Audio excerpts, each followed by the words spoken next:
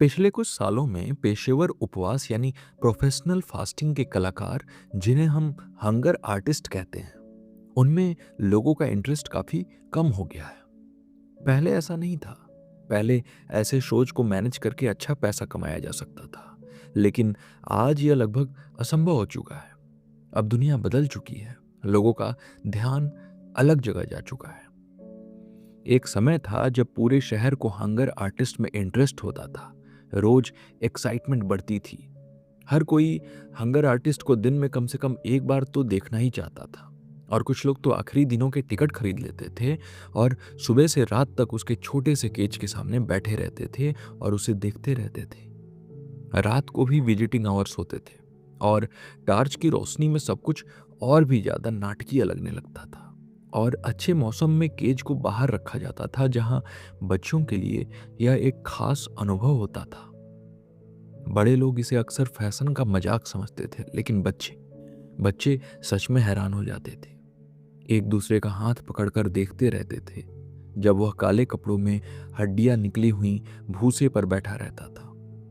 कभी हल्के से सिर हिलाता, मजबूर से मुस्कान के साथ सवालों का जवाब देता, या कभी सलाखों के बीच से अपना पतला हाथ बाहर निकालता ताकि लोग छूकर उसे देख सकें कि वह कितना दुबला है। और फिर वह वापस केज के भीतर चला जाता, इतना भीतर कि किसी को दिखता ही नहीं, केज में रखी घड़ी को भी नहीं।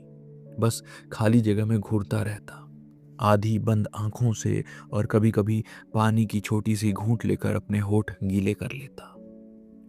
सिर्फ आम दर्शक ही नहीं होते थे, कुछ अस्थायी निगरानी करने वाले भी होते थे, जनता द्वारा चुने गए, अक्सर कसाई, जिनका काम था उसे दिन रात देखना। 3 लोग एक साथ, ताकि वह कहीं चुपके से कुछ खा ना ले।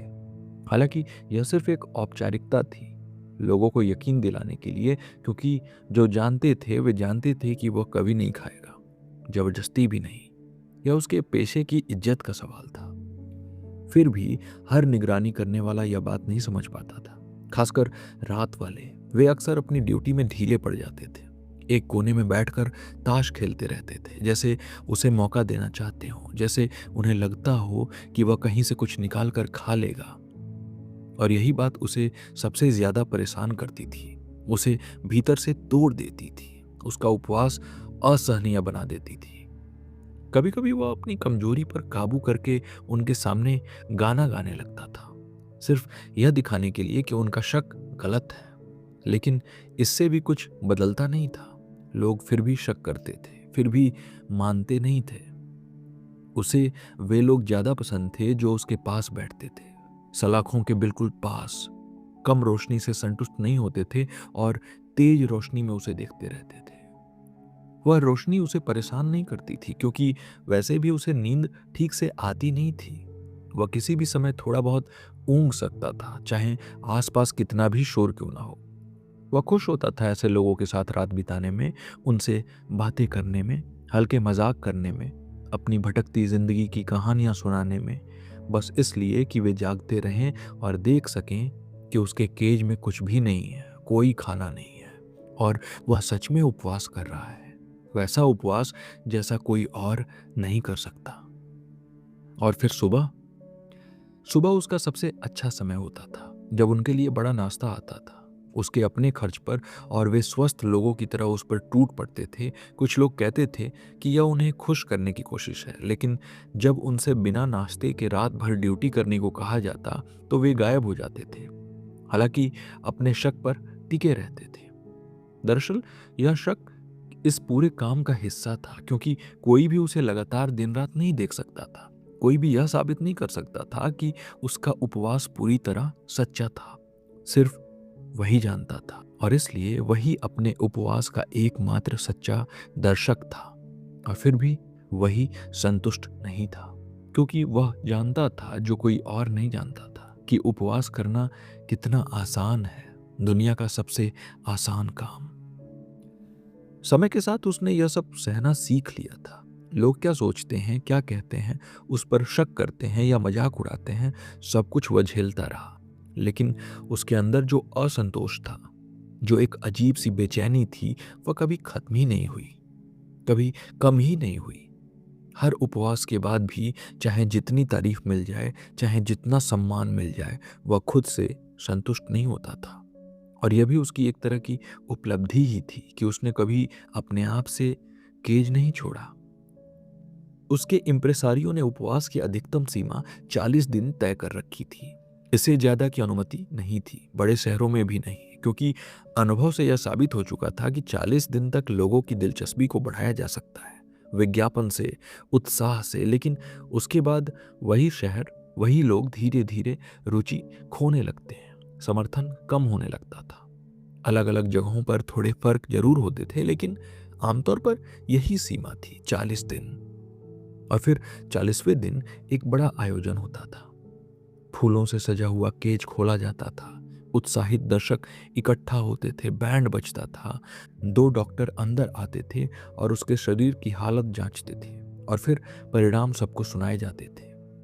उसके बाद 2 युवा महिलाएं आती थीं जिन्हें इस काम के लिए चुना गया होता था, और वे उसे सहारा देकर नीचे टेबल तक लाने की कोशिश करती थीं, जहां उसके लिए खास भोजन तैयार रखा होता था।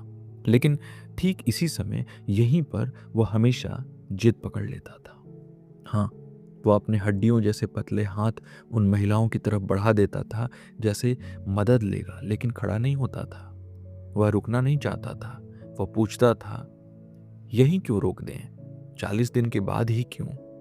जब वह इतना आगे आ चुका है, जब वह अभी अपने सबसे अच्छे रूप में पहुंच रहा है, या शायद अभी पहुंचा भी नहीं है, तो क्यों रोका जाए? क्यों उसे उस प्रसिद्धि से वंचित किया जाए जो उसे और लंबे उपवास से मिल सकती थी? क्यों उसे सिर्फ सबसे बड़ा हंगर आर्टिस्ट बनने तक सीमित रखा जाए, जब वह अपने ही रिकॉर्ड को तोड़ सकता था, जब वह ऐसी सीमा तक जा सकता था जहां तक कोई कल्पना भी नहीं कर सकता? उसे लगता था उसकी क्षमता की कोई सीमा ही नहीं है, और फिर भी उसे रोक दिया जाता था। वह उस भोजन की तरफ देखता था जिसे उसके लिए लाया गया था, और सिर्फ सोचने से ही उसे घिन आती थी। लेकिन फिर भी उन महिलाओं की मौजूदगी में वह खुद को रोकता था। उनके सामने कमजोर नहीं पड़ना चाहता था। वह उनकी आंखों में देखता था, जो ऊपर से दयालु लगती थी लेकिन भीतर से कहीं ना कहीं कठोर थी, और अपना भारी सिर अपनी कमजोर गर्दन पर धीरे धीरे हिलाता था। और फिर वही होता था जो हमेशा होता आया था। इम्प्रेसारियो आगे आता था बिना कुछ बोले, क्योंकि बैंड की आवाज में कुछ कहना संभव ही नहीं था। वो अपने हाथ उठाता था जैसे ऊपर आसमान को बुला रहा हो कि देखो, देखो इस प्राणी को, यह सफरिंग मार्टायर। और फिर वह उसे बहुत सावधानी से पकड़ता था, उसकी पतली कमर को ऐसे थामता था कि उसकी कमजोरी साफ दिखाई दे, और उसे उन महिलाओं के हवाले कर देता था, एक हल्का सा झटका देकर जिससे उसका शरीर डगमगा जाता था। अब वो पूरी तरह उनके सहारे था, उन महिलाओं के सहारे। उसका सिर उसकी छाती पर गिर जाता था, जैसे खुद ब खुद उसका शरीर खाली सा लगने लगता था। उसके पैर घुटनों से एक दूसरे से चिपके रहते थे, फिर भी जमीन पर घिसटते रहते थे, जैसे जमीन ठोस नहीं है, जैसे वह किसी ठोस सहारे की तलाश में है। उसका पूरा वजन, जो अब बहुत हल्का रह गया था, एक महिला पर आ गिरता था, जो घबराकर इधर उधर देखती थी, मदद ढूंढती थी, और हल्की सी हंसी में अपनी घबराहट छिपाने की कोशिश करती थी। वह सम्मान जिसके लिए उसे चुना गया था, वैसा बिल्कुल नहीं था जैसा उसने सोचा था। वह अपनी गर्दन पीछे खींचने की कोशिश करती थी ताकि उसका चेहरा उससे दूर रहे, लेकिन जब यह भी संभव नहीं होता था और उसकी साथी भी कोई मदद नहीं करती थी, सिर्फ उसकी हड्डियों जैसी उंगलियां पकड़कर खड़ी रहती थी, तो वो रो पड़ती थी। और फिर उसकी जगह एक कर्मचारी ले लेता था। फिर भोजन लाया जाता था, और इम्प्रेसारियो किसी तरह थोड़ा सा खाना उसके होठों के बीच डाल देता था जब वह आधे बेहोश से हाल में बैठा होता। और उसी समय हल्की फुल्की बातें की जाती थी ताकि लोगों का ध्यान उसकी हालत से हट जाए।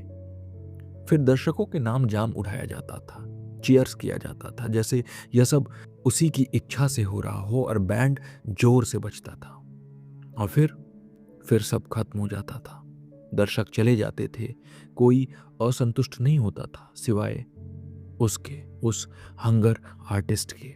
सिर्फ वही हमेशा असंतुष्ट रहता था। कई सालों तक वह इसी तरह जीता रहा, बीच बीच में थोड़े आराम के साथ, लोगों के बीच प्रसिद्ध, सम्मानित, लेकिन अंदर से परेशान। और ज़्यादा परेशान इसलिए क्योंकि कोई उसकी परेशानी को समझता ही नहीं था। अगर कोई दयालु व्यक्ति उसे समझाने की कोशिश करता, यह कहकर कि उसकी उदासी शायद उपवास की वजह से है, फास्टिंग की वजह से है, तो कभी कभी उसे गुस्सा आ जाता। सलाखों को पकड़कर वह हिलाने लगता जैसे कोई जंगली जानवर हो। इम्प्रेसारियों को ऐसे मौके पसंद आते थे। वह लोगों के सामने उसके व्यवहार के लिए माफी मांगता, यह कहकर कि यह सब फास्टिंग की वजह से है, उपवास की वजह से है, जिसे अच्छे से खाए पिए लोग समझ नहीं सकते। और फिर वह उसकी इस बात का जिक्र करता कि वह और लंबा उपवास कर सकता है, उसकी महत्वाकांक्षा, उसका त्याग। और फिर तुरंत उसकी तस्वीरें दिखा देता जिनमें वह 40वें दिन लगभग मृत अवस्था में पड़ा होता था। यह सच का एक अजीब सा मोड़ था जो हंगर आर्टिस्ट को भीतर तक हिला देता था। अचानक लोगों की रुचि खत्म हो गई, लोग आगे बढ़ गए, दूसरी चीजों की तरफ चले गए, और वह हंगर आर्टिस्ट अकेला रह गया। आखिरकार उसने सर्कस में काम करना शुरू किया। वहां उसका केज बीच में नहीं था, बल्कि जानवरों के पिंजरों के पास एक किनारे पर रखा गया था। लोग उसके पास से गुजरते थे, एक पल को रुकते थे, फिर आगे बढ़ जाते थे, क्योंकि असली आकर्षण तो जानवर थे। पहले वो इन पलों का इंतजार करता था, लेकिन जल्द ही उसे समझ में आ गया कि लोग उसके लिए नहीं आ रहे। वे तो बस रास्ते में रुक कर उसको देख लेते हैं। जब वे उसके पास पहुंचते तो दो तरह के लोग होते। कुछ लोग ऐसे होते जो जिद में रुकते, और कुछ जो जल्दी जल्दी आगे बढ़ना चाहते थे। और फिर बाकी लोग, वे तो बिना देखे ही आगे निकल जाते थे। बहुत कम ऐसा होता था कि कोई परिवार रुकता, बच्चों को समझाता कि यह आदमी क्या है, पुराने समय की बातें बताता, और बच्चे जो इसे समझते नहीं थे फिर भी अपनी आंखों में जिज्ञासा लिए देखते रहते थे, समझ जाते। वह सोचता था अगर उसका केज जानवरों से थोड़ा दूर होता तो शायद चीजें अलग होती। लेकिन अब बहुत देर हो चुकी थी। लोग इस विचार के आदी हो गए थे कि अब उन्हें हंगर आर्टिस्ट में दिलचस्पी नहीं लेनी चाहिए, और अब चाहे वह जितना भी उपवास कर ले, जितना भी फास्टिंग कर ले, कुछ बदलने वाला नहीं था। पोस्टर गंदे हो गए, पोस्टर फट गए, बोर्ड पर लिखा दिन वहीं का वहीं रह गया, कोई उसे बदलता नहीं था। वह बस उपवास करता रहा। कोई गिन नहीं रहा था, कोई नहीं गिन रहा था, वह खुद भी नहीं गिन रहा था। और एक दिन, बहुत दिनों बाद, उसे भूसे में पाया गया। क्या तुम अभी भी उपवास कर रहे हो? उसने धीरे से कहा। मुझे माफ कर दो। हम तुम्हें माफ करते हैं, कहा गया उसे। मैं चाहता था कि तुम मेरे उपवास की प्रशंसा करो। हम प्रशंसा करते हैं। नहीं, तुम्हें नहीं करनी चाहिए। क्यों? क्योंकि मुझे उपवास करना ही पड़ता है, मैं रोक नहीं सकता। पर ऐसा क्यों है? और उसने धीरे से कहा, क्योंकि मुझे वह खाना कभी नहीं मिला जो मुझे पसंद था। यही उसके आखिरी शब्द थे। उसे वहीं भूसे के साथ दफना दिया गया, और उसी केज में एक युवा पैंथर लाया गया, जीवन से भरा हुआ, ताकत से भरा हुआ जानवर, जिसे जो चाहिए था वह मिलता था, जो जी रहा था, पूरी तरह जी रहा था, और उसके भीतर जैसे स्वतंत्रता खुद मौजूद थी। लोग उसके चारों ओर इकट्ठा हो गए, उसे देखते रहे, और अब वहां से कोई जाना नहीं चाहता था। तो ये था फ्रेंच काफका द्वारा लिखा द हंगर आर्टिस्ट का हिंदी अनुवाद, मेरे यानी प्रतीक की आवाज में। आप सुन रहे थे रीड विद प्रतीक। अगर आप इस हिंदी ऑडियो बुक को YouTube पर सुन रहे हैं तो काइंडली हमारे चैनल को सब्सक्राइब करिए, और इस वीडियो को लाइक करके नीचे कमेंट्स में अपनी प्रतिक्रिया जरूर दीजिए। अगर आप इसे Spotify पर सुन रहे हैं तो हमारे चैनल को फॉलो करिए और रेटिंग्स दीजिए।